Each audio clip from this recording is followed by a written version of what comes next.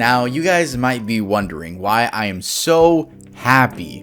Well, there's a lot of great stuff happening right now. Not only is Mr. Sonic the Hedgehog gonna be in the background for this video because we're talking about video games, but also we hit 700,000 subscribers and Cherry Soda is coming out on February 24th. It's gonna premiere live. Before I talk about the Cherry Soda release, thank you guys so much for 700,000 subscribers. Can't wait for someone to get mad at me for saying I say thank you too much. Dude, we're getting closer and closer to 1 million subscribers every upload, and I can't wait for the comments. Tuv used to make better content before he hit a mil. He changed after a mil. So, the song, Cherry Soda. It is my first song, like actual like song that's gonna be on streaming services, and it's gonna premiere here on the channel on February 24th at 6 p.m. PST. Also, make sure to pre-save it on Spotify. The link will be down in the description. I am fully aware that this song is not gonna be for everyone, and I'm okay with that. I mean, not everyone likes KSI's music, right? When YouTubers make music, there's always a certain stigma, though I really like KSI's music, I'm not even gonna lie. Don't think this is some Logan Paul, little brother Jakey try to diss me. Like, no, like I actually really like what I make. For a genre, I guess, yeah, it's hyperpop. And I can't wait for you guys to see it, and I hope you guys add it to your playlist. And I've always made music, but I'm finally able to release it because I know you guys really f with me. And if you guys don't like it, that's totally okay. I'm not gonna fucking, what am I gonna do, get mad at you? Like, no, I'm not. Please be there for the premiere, please. I've never done a premiere on my channel. I don't know how many live viewers we're gonna get, but please be there for the premieres. Notifications, you guys got me. Oh yeah, I also want to say I'm not a YouTuber that's switching over to music. I am a YouTuber that does music as well. I've always wanted to be both YouTuber and an artist. I am not just gonna peace YouTube, I'm gonna be a full-time artist. No, y'all are my babies, all right? Anyway, today we're gonna be talking about the most controversial video games. For the most part, I try to look for video games that are not really that well known, so you guys have some fresh content. All my sources will be linked down in the description below. Let's get started with the video. Night Trap, 1992.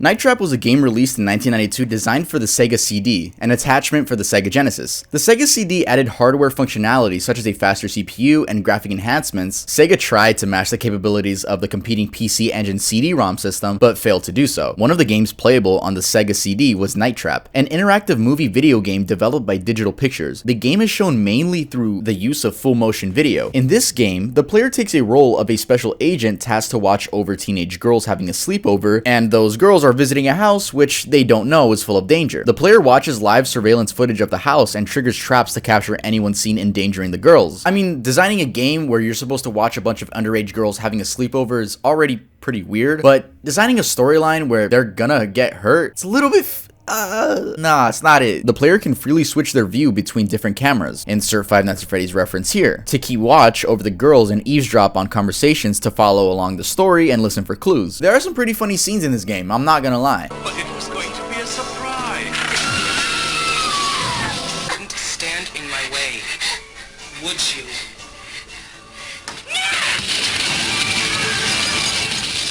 Oh, thanks, Control.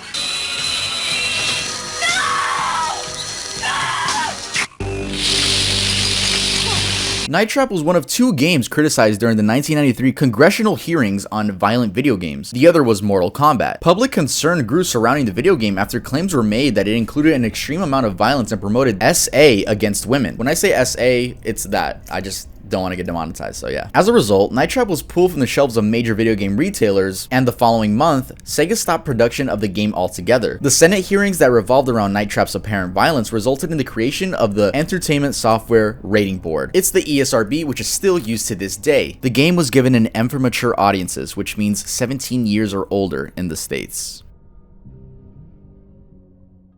Super Columbine Massacre RPG. 2005. 6 years after the events that happened at Columbine High School, Danny Ladon, a video game developer, decided it would be a good idea to release an RPG PC game based around Eric Harris and Dylan Klebold. In fact, he chose to release it on April 20th, 2005, which was the 6th year anniversary of the incident. He initially distributed the game anonymously, but after a friend of one of the victims discovered his identity, Ladon decided to come out as the creator. About 10,000 people had downloaded the game in the year since its creation. The game is no longer available on Ladon's website. Instead, it has popped up on a number of sites and download services. Ladon initially accepted donations to defray the cost of hosting the game, but stopped when he took the game off his site. He said he's making no money on the free distribution of the game. When players engage in battle, the screen changes to a first-person view of the enemy. Enemies Enemies are named stereotypes or occupations such as preppy girl, janitor, math teacher, and jock type. Combat has two options: autoplay, where the game chooses the weapon to use, or manual play, in which the player decides to use a hand-to-hand weapon, explosive,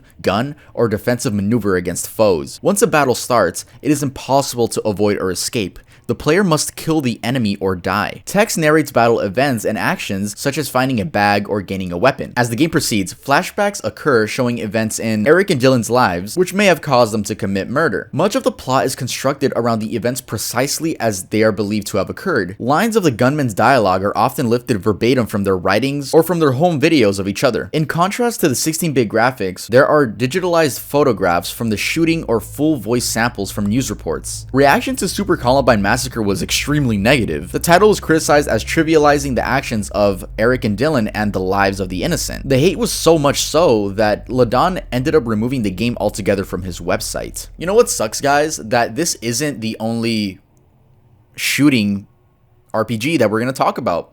Yeah, I don't know what mindset you have to be in to make a video game out of that, but yeah, we have a lot more on the list. Custer's Revenge, 1982.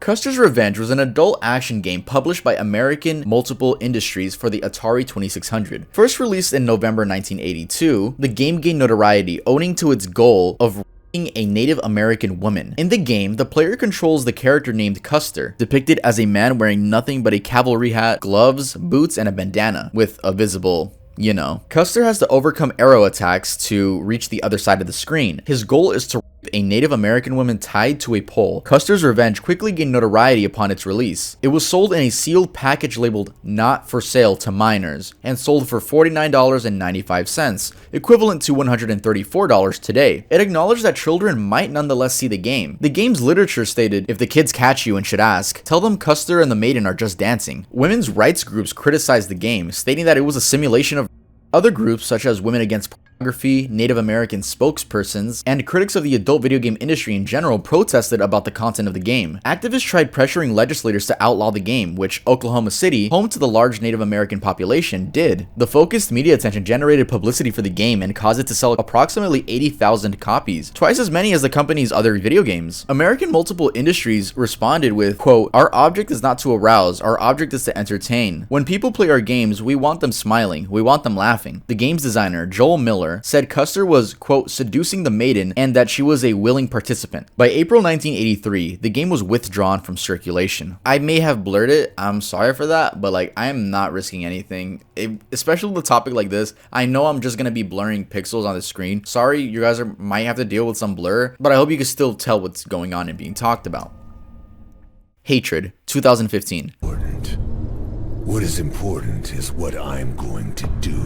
When I think of the most controversial video game, I think of Hatred. Hatred is a gruesome shooter game presented in an isometric perspective, in which the playable character and protagonist is a mass-murdering villain who, quote, "hates this world and the human worms feasting on its carcass," and embarks on a genocide crusade against the entire human race. The player can carry 3 weapons and an assortment of grenades, as well as drive some vehicles. Health is regenerated by performing glory kills on people. This was a rare case of a video game being given the adults-only ESRB rating. Games with the AO rating are considered by the board to be suitable for players ages 18 and over. Most retailers refuse to stock AO rated games, and Twitch actually bans all AO games. They don't want to associate with that. The only mainstream platform to allow AO games is Steam, but even Steam hides the AO games by default.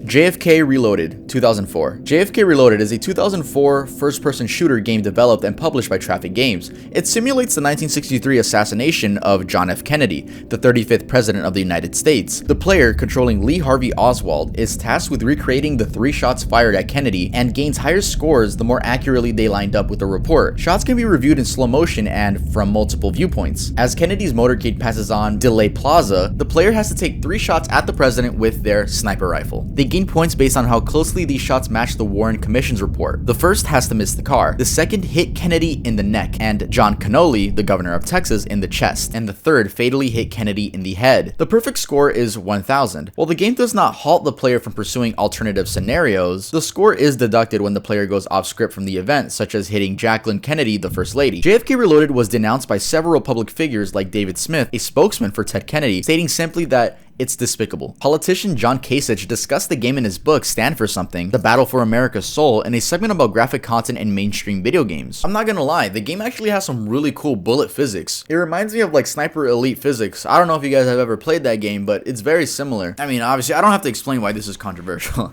For some of them, I do have to explain why they're controversial, but this one is like, you could just tell. Silent Hill Homecoming 2008. I'm sure we've all played or at least heard of the Silent Hill series, and I'm still pissed PT was cancelled. Fun fact, I actually use the PT soundtrack sometimes for my videos in the background. Homecoming was the 6th installment in the Silent Hill series, and follows the journey of Alex Shepard, a soldier returning from war to his hometown where he finds his town in disarray and his younger brother is missing. As he continues on his search to find his younger brother, he discovers more about the Order, a cult, as well as the town's history and his own past. Okay, a Silent Hill game. Why is this on the list? The game is literally banned in Australia. Apparently, it's due to extreme violence, but more specifically, a certain scene in the game. This scene shows Alex having a drill forced into his right eye socket, causing a lot of blood to spew out. I couldn't find an HD version of this scene, since the scene is a QuickTime event. Everyone just posted what happens when you succeed. I only found this extremely pixelated version.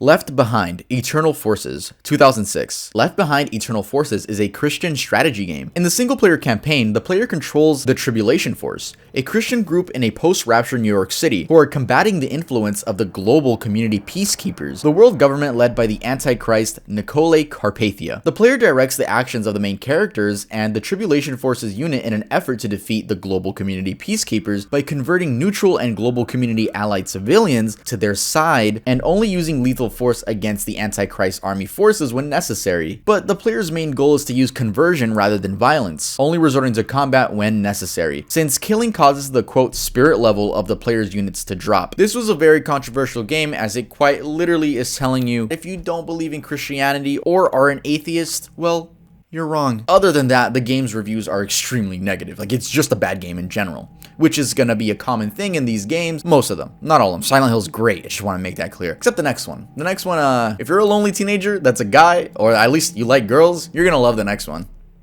Dead or Alive Extreme Series 2003 till now. The regular Dead or Alive games are a part of the fighting series that began in 1996, developed by Team Ninja and Tecmo. The game always had very, jiggly physics. So much so that in 2003, the spin-off series Dead or Alive Extreme Beach Volleyball was created. Those games are exactly that. The girls from the game playing volleyball in little clothing with a lot of jiggle physics. As the years went on, well, graphics only improved. We went from polygons to this. Now, as one can imagine, the games received much backlash for being sexist and being a way to just, creep on girls, I guess. The backlash in the US was so loud that the game developers released an official statement on Twitter explaining that they will not release the game anywhere except Asia because they respect the different global audiences. And the game was still released in the US the very next year. The VR version of Dead or Alive Extreme 3 takes things to the next level. You can get as up close and personal to the girls as you want, and let me tell you, it is graphic. Like, the girls just sit there and you could, like I said, you just get as close as you want. Dude, I found a playlist of this user on YouTube, I guess, that would upload getting up close and personal to every girl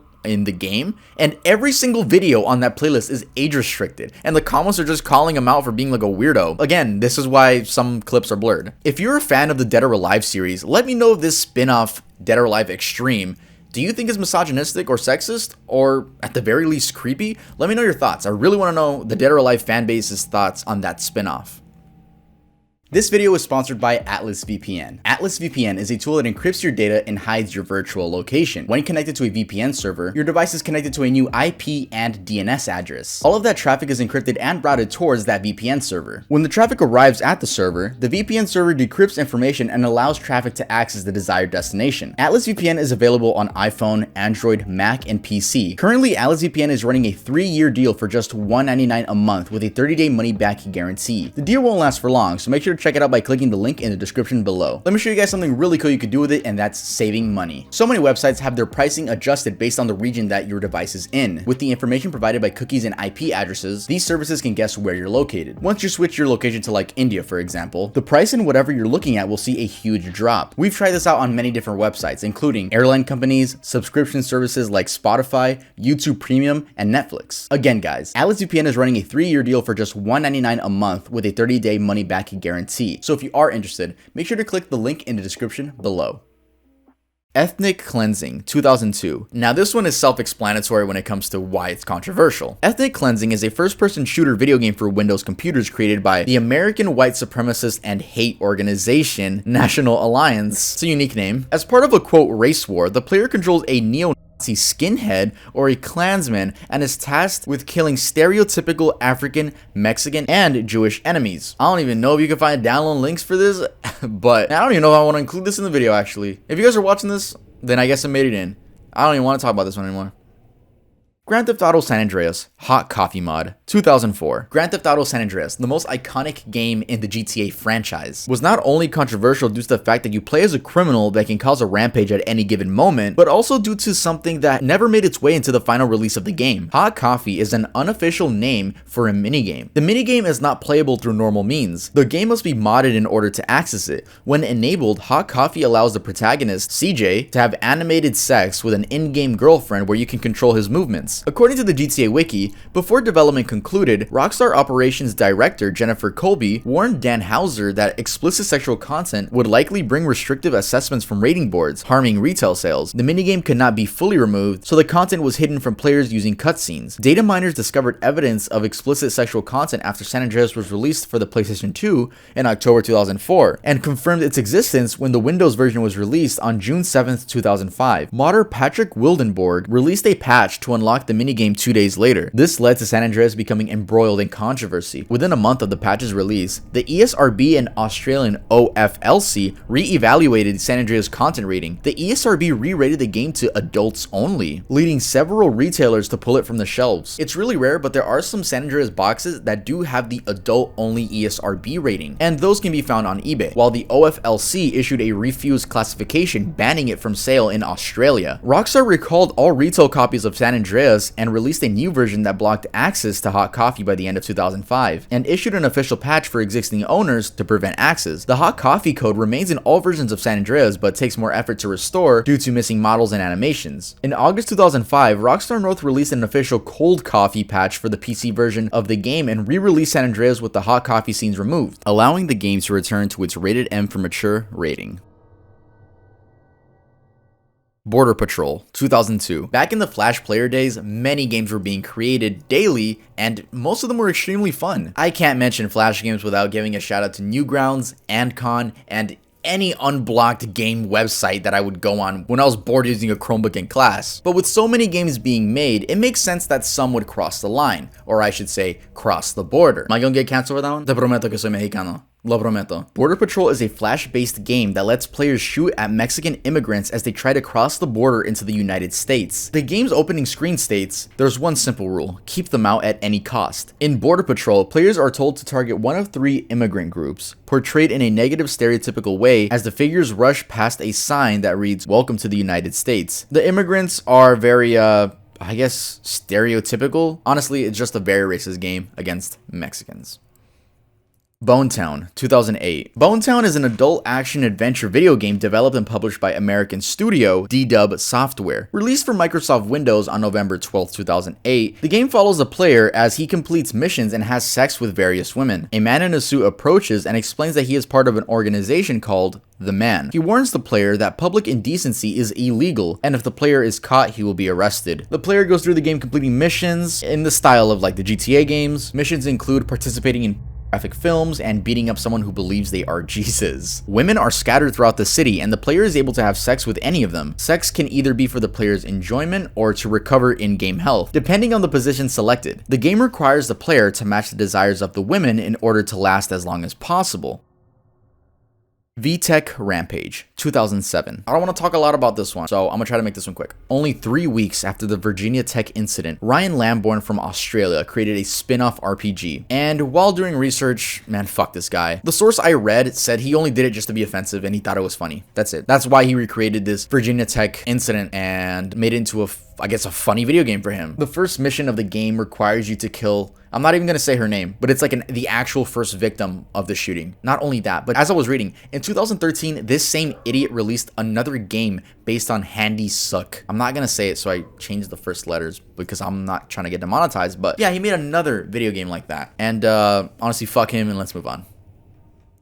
Play, 2006. Play is a 3D eroge video game made by Illusion, released on April 21st, 2006 in Japan. Eroge means Japanese erotic video game. The game centers around a male character that you control, whose goal is to a mother and her 2 kids, specifically her 2 daughters. 3 years after its initial release, the game garnered international attention and controversy for its content, resulting in it being banned in several countries. In story mode, the player controls a sex offender with a history of previous arrests. The protagonist SA's 2 minors and an adult woman, and the minors' ages are 12 years old and 17 years old. After the player finishes all 3 women, they unlock free play mode. Following its release, the game was banned in several countries excluding Japan. In fact, articles in defense have also been written, many noting that rape is considered a lesser crime than murder, yet there are thousands of legal video games in which the goal is to kill enemies. Yeah, that was people's argument. They would be like, it's not as bad as killing people, so all the Call of Duty games are worse than this. Illusion's response to the controversy was basically, hey, it's okay in Japan, so if you guys don't like it, well, we're in Japan. As an immediate aftermath, several Eroge publishers doubled down and studios began to ban foreigners from their official websites. They really like what they do, man, and they will stand for it. This is probably the worst one on the list, and it was last. This list wasn't in any order. This just ended up being last. If you guys enjoyed the video, make sure to leave a like, and if you guys like the content, it would be awesome if you could subscribe. If you don't want to, that is completely okay with me. And make sure to stream Cherry Soda when it is out. Please be there for the premiere. Again, it is February 24th at 6 p.m. PST. Convert that to whatever time zone you're in, so it could be easier for you. Literally just turn on post notifications. You'll get a notification on your phone right when it's like about to premiere. After Cherry Soda, literally back to morbid videos. And that's it for this video. I'll see you guys next time I upload.